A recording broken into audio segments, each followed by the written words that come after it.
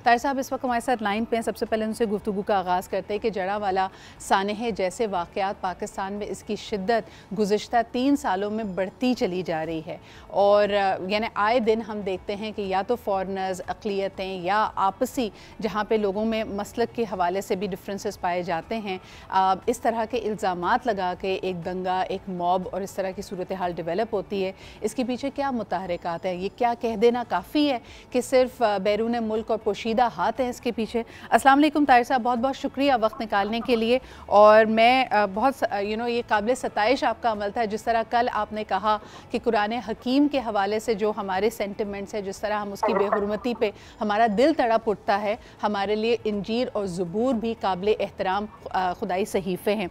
क्या कहेंगे इस तरह के वाक़यात पे और आप क्या समझते हैं कि ये लॉ एंड ऑर्डर का मसला है या किस तरह इसको हल किया जाना चाहिए? बिस्मिल्लाहिर्रहमानिर्रहीम नहमदुहु व नुसल्ली व नुसल्लिमु अला रसूलिहिल करीम। गुजारिश ये है कि जो सूरत हाल जड़ावाला में हुई है जी, इसने बहुत ज़्यादा कब्ज़ा कर दिया है और ये नाकाबिल कबूल चीज़ है, इसलिए कि कोई एक घर या एक जगह में मुताबिक चर्च जो वहाँ पर थे उनको जलाया गया। फिर आप देखें जिस तरह सलीब को तोड़ा गया, जिस तरह बेहुरमती की गई, तो इस्लाम तो हमें हुक्म देता है, कुरान करीम में फरमाया गया है वला तसुब्बुल्लज़ीना यदऊना मिन दूनिल्लाह फयसुब्बुल्लाह अदवन बिगैरि इल्म, किसी के पीछे खुदा को भी गाली न दो। जबकि हमारा तो ईमान है कि जितनी आसमानी किताबें हैं और अम्बिया हैं उन पर अगर हम ईमान न लाएं तो हम मुसलमान नहीं हो सकते। हमारे मुल्क में मसला ये है कि हम बहुत मेहनत करते हैं, एक तो पॉलिसियों का तसलसल नहीं है जी।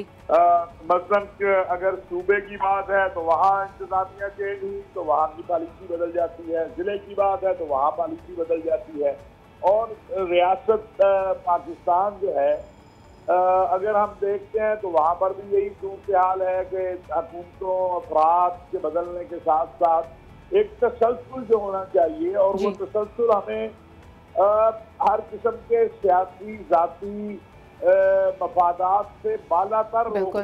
ताहिर साहब मुझे ये बताइएगा कि इस तरह के वाक़यात के बाद हम देखते हैं कि कानून हरकत में आता है। कल एक दफ़ा 144 नाफिज रही जड़ावाला में, गिरफ्तारियां अमल में आई, बाज़ार, यूनिवर्सिटी सब कुछ बंद था। जिनका नुकसान हुआ उसका कुछ तखमीना अजाला करने की कोशिश की जा रही है।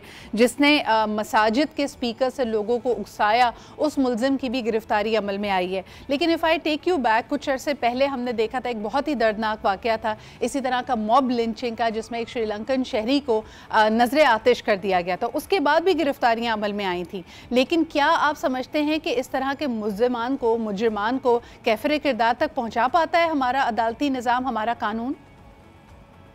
सबसे बड़ा मसला ही हमारा इंसाफ का निज़ाम है जी, इसलिए कि वो सजा देता नहीं है, और अगर सजा देता है तो इतनी लंबी कर देता है कि इस अरसे के दौरान वो बेचारे जो बिलखुसूस हमारे यहाँ ये बात हमें माननी चाहिए कि जो हमारी अक़लियतें हैं वो कहीं ना कहीं फिर दबाव में आ जाती हैं, फिर सुलह हो जाती है, फिर उसके बाद ख़त्म हो जाता है। सही, ये दबाव कौन डालता है? कई दफ़ा अभाम ये पैदा किया जाता है कि ये मजहबी जमातों की तरफ से दबाव आता है, कुछ लोग कहते हैं इसमें सियासी मफादात होते हैं। ये दबाव कहाँ से आता है?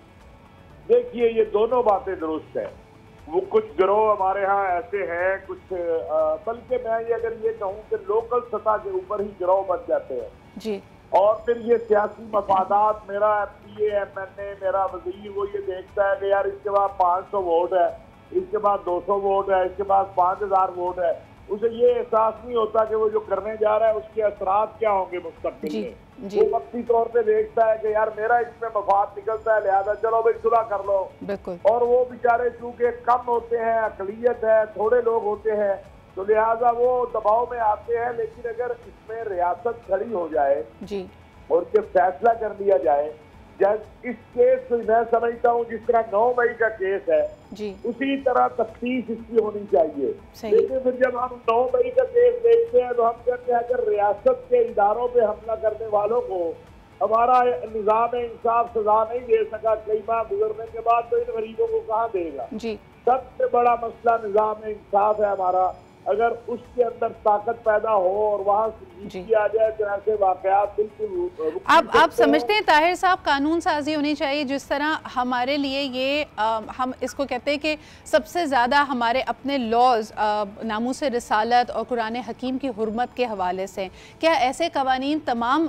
रिलीजियस पार्टीज़ के लिए बनने चाहिए कि उनकी इबादत गाहों को, उनकी इबादत की जगह को, उनके लिए जो भी सेक्रेड है उसको नुकसान पहुँचाना, बेहुरमती करना, उसकी पामाली करना, ये भी काबिले जुर्म एक्ट्स होने चाहिए, इसके लिए कानून साजी होनी चाहिए? देखिए, मेरा ख्याल है इसके लिए कानून ऑलरेडी मौजूद है, लेकिन अगर जरूरत है तो बिल्कुल करनी चाहिए, क्यों नहीं करनी चाहिए? सही, सही। क्या ये हम हक दे दें? मैं आपसे 1 मिनट लूंगा जी। ये हक कतई नहीं दिया जा सकता कि कोई शख्स उठे, कोई फर्द उठे, कोई मस्जिद का इमाम उठे, कोई टीचर, कोई भी फर्द हो, कोई इंटर पर्सन हो, कि वो उठे और वो ऐलान कर दे और आप पूरे का पूरा शहर जला दें। लोग सफाइयां देते फिरे कि हम जनाब काफिर नहीं है, हम जनाब मुसलमान हैं, या काफिर बेचारा बचता फिरे कि मैं यार भाई पाकिस्तानी मुल्क वतन हूँ, मैंने तौहीन है। भाई ये नहीं है। हमने पंजाब में ये चीज कर, बल्कि पूरे मुल्क में गुज़श्ता 2-3 सालों में करके दिखाई थी और मामला काफी बेहतर हुए, लेकिन अफसोस है कि यहाँ पर फिर सियासी मफादात और मसलहतें आती हैं। लिहाजा मैं समझता हूँ कि गुज़श्ता रात सिपा सलार जनरल हाफिज सैयद आसिम मुनीर साहब ने जो बात की है उसके ऊपर पूरी कौम को खड़ा होना है कि ये काबिल कबूल नहीं है। जो भी हमारे अक़लियतों को निशाना बनाएगा या मुल्क के अंदर फसाद की कोशिश करेगा उसको कटहरे में लाए। मेरा एक मुतालबा है कि इसी चर्च में अदालत लगनी चाहिए, 1 माह में स्पीडी ट्रायल हो। आज हमारे चीफ जस्टिस साहब का भी बयान छपा है अक़लियतों के हवाले से। मैं चीफ जस्टिस से अर्ज करता हूँ कि जनाब आपने बयान नहीं देना, बयान तो कमजोर। सर मुझे ये बताएं, लेकिन ताहिर साहब कई दफ़ा जजेस या अदालतें फ़ैसला देते हुए इसलिए भी घबराती हैं क्योंकि उनको अपनी जान और माल का ख़तरा होता है। एक बात जिसको हम उससे आंखें नहीं चुरा सकते कि कहीं ना कहीं ये सेंटिमेंट जो लोगों को उकसाता है इस तरह के जलाओ घिराव से, जब वो इस तरह की हरकत, इस तरह की वारदातें करते हैं उसके बाद उनको सेलिब्रेट भी किया जाता है, उनको बड़ा ही यानी दिखाया जाता है कि वो इस्लाम से और दीन से बहुत मोहब्बत करते हैं और उनका ये अमल काबिल सताइश बनाकर पेश किया जाता है। इस सेंटिमेंट को हम कैसे डिसलॉज करें?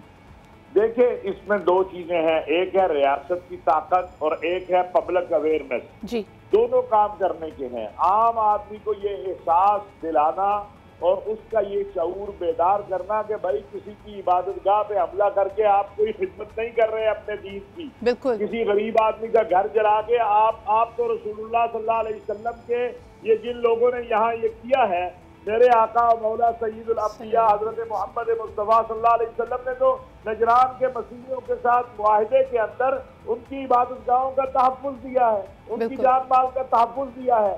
इस आम आदमी को बताने की जरूरत है कि जब तू किसी अक़लियत पे जाके हमला करता है तो तू अपने आका अलैहिस्सलातु वस्सलाम के मुआहिदे को फाड़ रहा है, उसकी गुलामवर्जी कर रहा है जो उन्होंने किया हुआ है। नंबर 1। दूसरी बात, अगर मेरा जज डरता है फिर वो मुंसब की कुर्सी पे ना बैठे, मेरा पुलिस अफसर डरता है तो फिर वो छोड़ दे, वो घर जाके बैठे।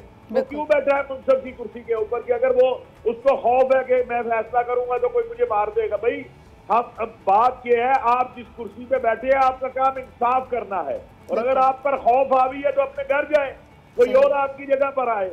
ये तो अजीब बात है, यही तो प्रॉब्लम है हमारे यहाँ, यही मसला है। आज हमारे चीफ जस्टिस साहब का भी बड़ा अच्छा बयान आया है अक़लियतों के हक में। मोहतरम चीफ जस्टिस साहब, काश मैं आपसे अर्ज करना चाहता हूँ, आप जड़ा वाले कल जाते, आप सुप्रीम कोर्ट में ना बुलाते हमारी सिख बरादरी को, आप जड़ा वाले खड़े होकर ऐलान करते कि 1 माह में इसका ट्रायल होगा। और हम जो है ये कमजोर लोग बयान देते हैं, मुतालबात तो कमजोर लोग करते हैं, हमारे जैसे जिनके पास कुव्वत नहीं, ताकत नहीं है। आपके पास तो कुव्वत नाफज़ा भी है, चीफ जस्टिस सबसे ताकतवर आदमी है मुल्क का, अगर वो भी सिर्फ बयान देने पे इत्तेफाक करें तो फिर किधर जाए, किससे मुंसफी जाए? स्पीडी जस्टिस की ज़रूरत है, इंसाफ का तकाजा यही है। बहुत बहुत शुक्रिया, ताहिर अशरफी साहब हमारे साथ मौजूद थे और मेरे ख्याल में इन्होंने बड़ी खुलकर बात की है, बड़ी वाज़ेह बात की है कि कभी सियासी मफादात, कभी कहीं और से प्रेशर करने नहीं देता, और अगर हम इसी तरह इंसाफ का गला घोंटते रहे तो ये माशरा यकीनन जिस दहलीज़ पे है इससे भी ज़्यादा अबतरी की तरफ जाएगा। हमारे बड़े मसाइल सिर्फ ये नहीं है कि हमारे कारखाने और हमारी इंडस्ट्रीज़ बंद हो रही हैं, सबसे बड़ा मसला ये है कि हमारी आँख के सामने ये सब कुछ हो रहा है और हम आंखें मूंद लेते हैं, हमारे दिल बंद हो गए हैं और हम ये बिल्कुल रियलाइज़ नहीं करते कि जो हुकूक हमारे पास मौजूद हैं, जो रियासत हमें हुकूक देती है, वही इस मुल्क में बसने वाले अक़लियतों के भी हैं।